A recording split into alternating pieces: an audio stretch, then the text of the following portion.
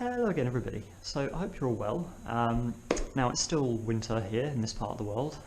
You can probably see outside there it's actually snowing. Got several inches of snow out there, which is absolutely beautiful for the scenery, but also means it's pretty damn cold. And also, of course, we are in another lockdown, as is the way these days. Back in the UK they're under a pretty strict national lockdown, and here in the Czech Republic we're also under pretty similar measures. All the schools and shops and everything are shut.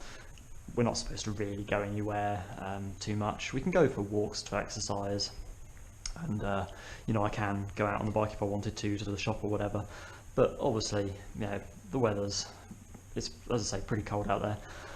I did, just before Christmas when it snowed, I did go out and play in the snow with the bike then. You've probably seen on my previous videos. Yeah, I don't really have too much of a reason to go out there at the minute. So here I am in the garage, just fantasising about when the weather's going to be nicer and hopefully the restrictions will be less and I can start going on some longer rides and even mini adventures. And it got me thinking that I would actually do a little video about a budget touring setup, because obviously, you know, I've got a relatively small bike, I don't have a huge amount of money to play with, so my setup is probably a bit more budget friendly, so maybe interesting as an example to some of you guys out there who maybe are considering going on some longer rides on your smaller bikes. I will point out that this isn't a video for you guys who have big adventure bikes and big budgets, and you know, you've got all the touring set up with all the cases and software, all the, you know, standard stuff that you can get for your bikes. This is more aimed at people, as I say, on a lower budget, or guys who just don't want to spend that much money on gear, and for you guys out there who, like me, have smaller bikes. Maybe your bike doesn't have quite so many official luggage options. Mine, for instance, doesn't actually have much. It has the rear rack, and that's basically it as far as aftermarket luggage options. Now you can get, obviously, you can get official motorcycle soft luggage, which you know, you can use to pile up quite a decent amount of luggage on the back of your bike. But again, bike specific stuff does tend to be a little bit more expensive, so most of, well, the main thing that I've got is actually not bike specific, but I'll get onto that in a minute. Now obviously the you know, the options I'm going to show you are not compulsory or anything like that. They're just to give you a basic idea of ways that you can go touring on the cheap. So the first thing really is the top box. Now I know a lot of people, well, some people at least, don't like these very much, but at the end of the day they are pretty damn useful. Some of you guys, and a lot of you guys, may already have one for commuting and stuff like that, but they're just a really handy thing to have, especially if you're going on a longer journey, just because it's a form of lockable storage. Now this one, obviously, it's a relatively small one. Obviously you can get bigger ones, but putting a larger top box on a small bike like this just looks a bit strange, and the rear rack on this is only actually rated for about 3 kilograms, so it's not really designed to carry too much in the way of weight. What this is mainly for, in my case, is just a lockable storage where I can keep things secured effectively. Obviously, you know, nothing's completely secure. If someone really wants to get into it and steal your stuff, they're going to get into it regardless of how well it's made. I mean, that could be made of solid metal. If they really wanted to get into it, they would. The point is it's a pretty good deterrent. This particular one is the Givi B27 Nml. As I say, pretty small case, but pretty sturdy and pretty good material. In actual fact, this is the second one I've owned, because my first one, I lost the spare keys for it a few years back, and I managed to lock the only set of keys I did have inside the box, so I had to break into my own box to get them. The problem, well, not the problem, but the thing I found about doing that was it's actually surprisingly difficult. You know, I had to get a crowbar and really get in there, and of course, if you think, if someone's trying to break into your case out in public or whatever, and it takes that much effort to get into it, people are going to notice someone's trying to break into your bike and hopefully deter them. So, as I say, if someone's really that determined, and if the bike's left unattended without people around, then yeah, sure, someone could still get into it. But otherwise it's a pretty good way of keeping some items at least secure. As I say, because of the limited amount of weight carrying capacity of my rack, and because it's a relatively small box, I'm not looking to carry too much actual stuff in there. It's just for those essential items. So moving on from that, actually inside the box, I always carry this. So I've already mentioned this and gone through what's in this in a previous video. This is first aid kit, spare bulbs, a few essentials and things like that. Obviously I've got a spare high vis. Most of my riding gear is high vis anyway, but you just never know. Oh, and also my documents for the bike are in here as well. I always like to carry, I always have obviously bungee cords and straps holding everything down anyway, but I always like to carry a spare set of straps wherever I go anyway, just you know, in case something happens. To be honest, most of the time it's if I go to the shop and I buy something that I wasn't intending to that's a bit bigger, so I can strap it onto the back, but that's always good to have. So then that's it for that, and then really the main thing is the bag for carrying the majority of my stuff, and that's this thing here. So you can buy bike specific ones of these, but this actually is from Aldi, and my partner actually bought it a couple of years back when she was actually in England for a while, working as an au pair, and she bought this to bring all her stuff back.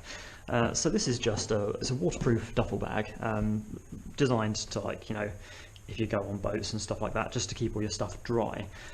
Really good, you know, completely sealed seams and everything, so nothing's going to get wet. So, and obviously a decent size. So, as I say, you can get motorcycle specific ones of these, which will have maybe a few more rings and things like that for attaching stuff. But you're looking at spending at least double the price for what is effectively exactly the same thing.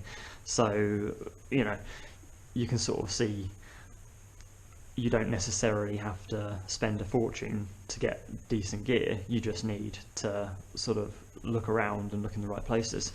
So as I say, I mean, this is a decent sized bag. It's I don't know exactly the capacity of it, but it looks a similar size to the 60 litre ones I saw on the internet when I was looking previously. And effectively,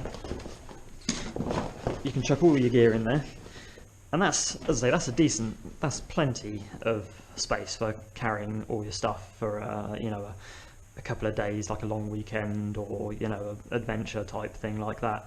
Obviously, you know, if you're going around the world, you might need a bit more, but, you know, for your average sort of adventure ride, this is going to be more than adequate for that. So yeah, you've got plenty of space in there, and then of course, to close it, it actually rolls up like this, so it's completely watertight, and then just clips in both sides there. These clip over like this, and then even though it's not bike specific or anything, it does at least have a few mounting points. So you've got these kind of handles on the side here which can be used to strap things, and then you can kind of see here you've got these little sort of loop things. They're quite strong as well. I mean, obviously most of the time you just put straps over it, but you know, it's nice to have these little bits that you can just attach. You can potentially attach other bags and things like that too. So all I do with this is chuck it on the back of the bike like so, and then basically, I mean, I don't really touch it too much anyway, but if that's full of stuff, especially if you put softer stuff towards the front, you can basically use that as a bit of a backrest almost. Now obviously it's quite wide, but once it's on there properly from the back of the bike, it's not actually, as I say, when it's actually full and when it's actually secured properly, it's about the same width as the indicators, so it's still the same width as the bike. So if you're filtering through traffic and stuff like that, you're not going to come into any problems where the luggage is wider than the bike itself. So that's my setup. That's how I'm going to be running it next year. Nice and simple, nice and cheap. The top box was, as I say, it's a Givi one, so it's a bit more expensive than some of the ones you can get, but it's still pretty cheap. I think that particular one's about 50 quid in the UK, so it's not a huge amount of money. You can, as I say, buy cheaper ones, but I'm not sure the actual quality would be as good. but it's obviously entirely up to you. As I say, the main and most important thing, because it's where most of your luggage is just this thing. And again, you don't need to buy a bike specific one. You don't need to go spending too much money. As I say, I think my good partner said it was about £15. That's 15, not 50. So, you know, whereas, as I say, if you look at the bike specific ones, they're like 60 quid, something like that. You can get them slightly cheaper from China, but they're still about 30-40 quid. So, as I say, significant savings for what is essentially exactly the same thing. And again, like securing it, I've already mentioned the loops, but just bungee cords or straps around onto your grab rail, whatever else, and off you go. Obviously there are other options, other ways you can do it. You can not have a back box at all. You could actually take the back box off and have this this way around. So for example, if I take this off a minute, just to give you another potential idea, what you could do is actually have this orientated this way, and then perhaps using these loops you could have some secondary bags, some smaller ones. You can get smaller versions of these that are kind of like top roll ones. You could maybe secure those either side, something like that. You could put something on top as well. Obviously, depending on how much weight your rack can take, will sort of dictate how much you can actually, you know, pile on there. You know, I know that half of it's being, or some of it's being supported by the seat, but you do have to take these things into consideration. I mean, for my personal setup, I'm going to keep the top box on and just have the one bag. But as I say, the whole point of this video is just to give you guys some ideas of ways that you can do it without going overboard with the budget, as I say. Let's put that back over there. So that's pretty much it for my setup. I mean, yeah, that's, well, luggage wise anyway. The only other thing that I have non-luggage related for touring is obviously my sat nav here, which unfortunately I don't think you can buy these new anymore, the TomTom Vios, which is a shame because I actually really like it. It's a good little device, but you know, a sat nav isn't a necessity. You know, anyone who can read a map, plan a journey, whatever else, you don't need a sat nav at all. I just like to have one in the case of emergencies. So, you know, in order to not run the battery down and stuff too much, I won't have it running all the time. What I'll do is I'll plan a route, look at the map, plan a route and stuff. But if at any point in time I get lost or I feel like I don't know where I am completely, I can just stick that on and then, you know, get my bearings again and then shut it off and carry on as I was. So that's it. That's my sort of budget setup. Hopefully, for any of you guys out there who are looking to do some longer rides and long weekends and stuff like that, that's giving you a few ideas. And you know, for those of you out there who are perhaps thinking that you know, luggage options were limited or were too expensive, it just sort of gives you a solid foundation that you can build from. You know, as I say, these waterproof bags are just fantastic because, you know, if you do get caught out in a bit of rain or something like that, your stuff's not going to get wet. It's going to be nice and dry in there, so when you get to your destination, at least you know that you can change out of your wet clothes into something that's nice and dry, as I say. So there you go, guys. As I say, it was just a little video just to give you a few ideas, and because obviously it's too cold and whatever out there for me to actually go for a ride. Hopefully you enjoyed the video. If you did, please do give it a like. If you haven't already, please do subscribe to the channel. Go check out my other videos as always. And for now, I'll see you again soon.